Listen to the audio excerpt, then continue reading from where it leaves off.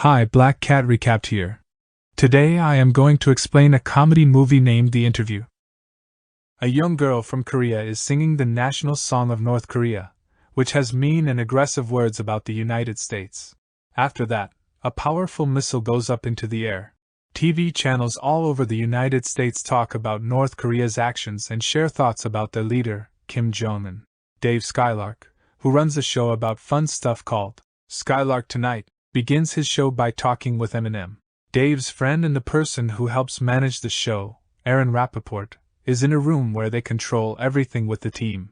Dave talks to Eminem about words in his songs that can hurt people's feelings. Eminem says a lot of these words come from his own feelings, and then he casually mentions that he's gay. The team gets really surprised and decides to take advantage of this interesting situation. Aaron tells Dave what to talk about, and while the team celebrates that Eminem said this on their show. When the show is finished, Dave takes Aaron out for a surprise nighttime party. They throw this party to celebrate airing 1,000 episodes of their show. At the party, Aaron meets someone from his old school named Jake. Jake tells Aaron that he's not proud of his job because they talk about silly stuff with famous people, while Jake works for a show called 60 Minutes. That's more serious. This makes Aaron feel uneasy and unsure about the work he does. On the show, Dave invites Rob Lowe to be a guest. During the talk, Rob Lowe shares that he's actually bald and using a fake hairpiece. He takes off the hairpiece and shows an unusual and strange bald area that makes the team feel uncomfortable. While they're doing the show, there's breaking news about North Korea and their nuclear weapons. Once they finish recording, Aaron talks to Dave about wanting to cover more important and serious stories. Dave agrees to assist Aaron with this.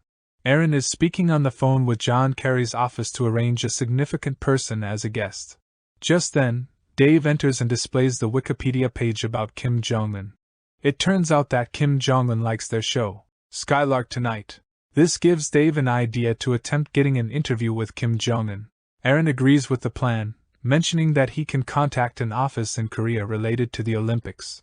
One of the team members enters and informs them that there's a video of Matthew McConaughey involved in inappropriate activities with a goat, and they feel it's really important to cover this story.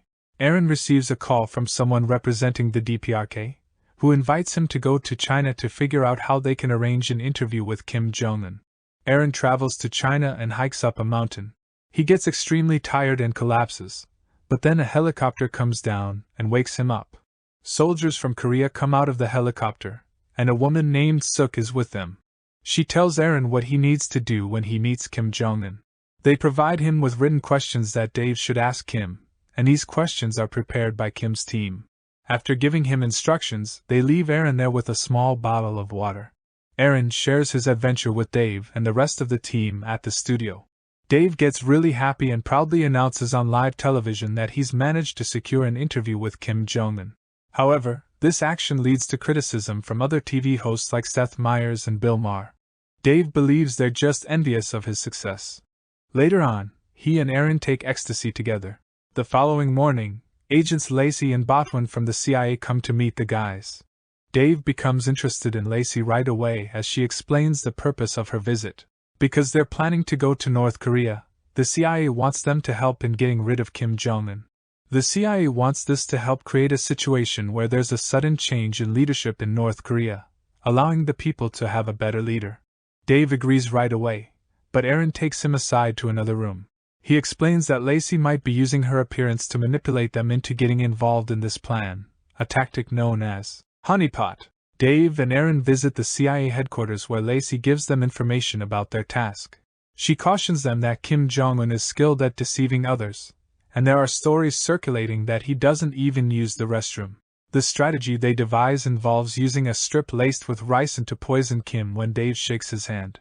Dave proposes an alternative plan: to explode Kim Jong Un on live television and then be saved by SEAL Team 6. However, Lacey considers this plan foolish and risky, insisting that the ricin strip approach is simpler and better.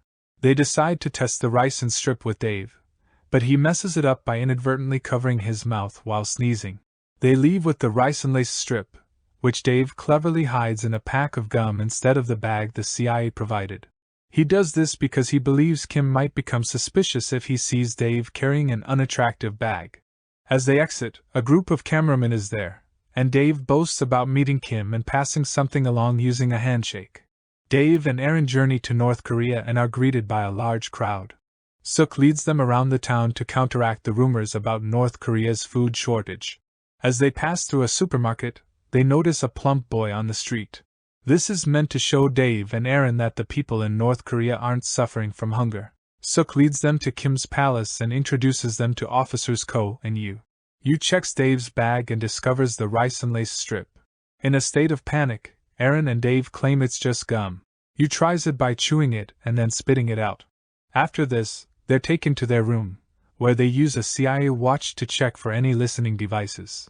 They reach out to Lacey and admit that they've misplaced the strip. The CIA sends a new strip in a package. Aaron is tasked with wearing dark clothing and going to get the package while staying in touch with Dave and Lacey. During his mission, he comes across a tiger. Aaron runs away, and the tiger starts chasing him. Luckily, he manages to escape when the package falls onto the tiger, ultimately causing the tiger's demise. Aaron retrieves the package and receives a message from Lacey indicating that people with guns are approaching his area. Dave instructs Aaron to hide the package in an uncomfortable place, which Aaron reluctantly does, hiding it in his rear end. Later, soldiers escort Aaron back to his room and search him while he's completely naked, but they find nothing. Once alone, Aaron retrieves the package from where he had hidden it and shows it to Dave. To their surprise, they discover 2 strips in the package, providing a backup in case they made another mistake. Later on, Kim Jong Un visits Dave's room and is enthusiastic about meeting him. He asks Dave to accompany him on a tour of his country. They spend time together in Kim's tank, listening to Katy Perry's song, Firework, and enjoying margaritas, despite Kim feeling embarrassed about his fondness for them. They even play basketball together, and Kim shares his efforts to continue his father's legacy. To Dave's surprise, Kim arranges for a group of attractive women to join their gathering, turning it into a lively party. The duo receives an invitation to a formal dinner where 3 children perform. During the event, Aaron observes that Yu seems sweaty and sick. He signals Dave, who also notices the situation. Suddenly, Yu stands and vomits blood. Ko tries to console him, but Yu takes out his gun with the intent to end his own life. Unfortunately, he accidentally shoots Ko in the head, causing blood to splatter. The sight deeply affects Kim and the others, leading to tears all around. Witnessing this tragic scene raises doubts in Dave's mind about the mission. He throws the rice and strip into a fountain, indicating his hesitation to carry out the plan. Kim Jong Un visits Dave's room once more, inviting him to another dinner. Aaron holds the other strip in his hand, prepared to poison Kim himself, but Dave intervenes and stops him. During the dinner, Kim's true aggressive and violent character surfaces as he threatens to use nuclear weapons against his enemies in response to the deaths of his officers. This revelation terrifies Dave. Outside, as he walks along the streets, Dave passes the supermarket and realizes it's a facade. The wall is painted to look like a grocery store, and the fruits displayed are fake. This experience shatters Dave's trust in Kim completely. Suk visits Aaron in his room while he's attempting to remove the strip from his hand.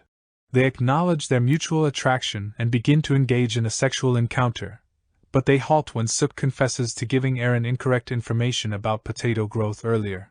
Just then, Dave enters the room, prompting Suk to hide. Dave expresses his growing skepticism toward Kim and unintentionally reveals the assassination plan to Aaron. Suk emerges and admits her strong dislike for Kim, outlining a strategy to use the interview to expose Kim's vulnerability, which could lead his people to stop idolizing him as a god. The moment arrives for the interview to begin. Kim and Dave ready themselves, while Aaron and Suk manage the control room. As a gesture, Kim presents Dave with a puppy as a reminder of his past dog. The interview is broadcast to both the United States and all of Korea. Dave takes his time, gradually leading up to delicate subjects, and eventually poses a question to Kim about the reason behind his people's hunger. Kim responds by asserting that his people are adequately nourished and contends that they would have more food if not for the unjust sanctions imposed by the United States. A situation escalates in the control room where a man tries to interrupt the broadcast, and Aaron fiercely defends against him. In the altercation, the man bites off 2 of Aaron's fingers, but Aaron retaliates by biting off one of the man's fingers and causing him to accidentally sit on a control stick, which enters his body. Suk intervenes by shooting the man in the head before he can harm Aaron any further. In the midst of this, Dave shifts the conversation to Margarita's and Kim's father, and then unexpectedly begins singing "Firework." This unusual approach prompts Kim to become emotional, leading him to shed tears and even have an embarrassing accident. The soldiers and crew at the station become embroiled in heated arguments, utterly shocked by their leader's unexpected breakdown. Overwhelmed with anger, Kim takes out a gun and aims it at Dave, issuing a threat. He fires a shot at Dave's chest, which causes Dave to fall to the ground. However, Dave stands back up, revealing that he had been wearing a bulletproof vest all along. As the soldiers advance toward the control room, Suk takes action and shoots them down. She, Aaron, and Dave reunite, including the puppy. Learning that Dave survived infuriates Kim, as he feels tricked by Dave's tactics while he was also trying to deceive Dave. As they try to make their escape, they spot more soldiers approaching. In a desperate move, Dave rushes back to commandeer Kim's tank and uses it to run over the approaching soldiers. Kim hops into his helicopter, getting ready to launch a nuclear attack. The chopper opens fire on the tank with Dave, Aaron, and Suk inside. In a daring move, Dave steers the tank toward the chopper and fires an RPG, causing a massive explosion that completely destroys the helicopter and eliminates Kim. This action also prevents the nuclear strike from taking place.